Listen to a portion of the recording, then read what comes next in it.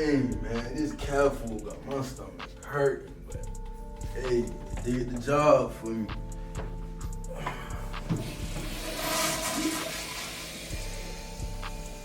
Dang.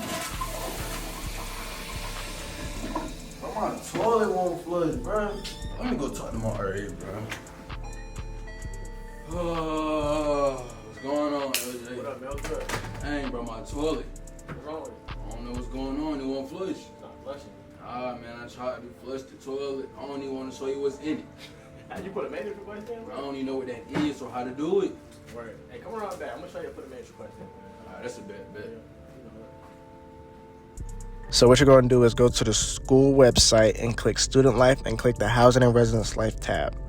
You'll be directed to this page and you're going to scroll to the bottom until you see Housing Portal. You're going to click that link and then you're going to sign in with your credentials and you're going to scroll down to the bottom until you see Maintenance and Key Requests.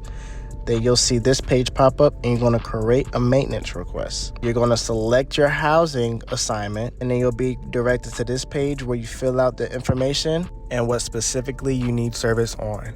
If you have any questions or concerns, contact your RA or the housing department and we'll be gladly to help you.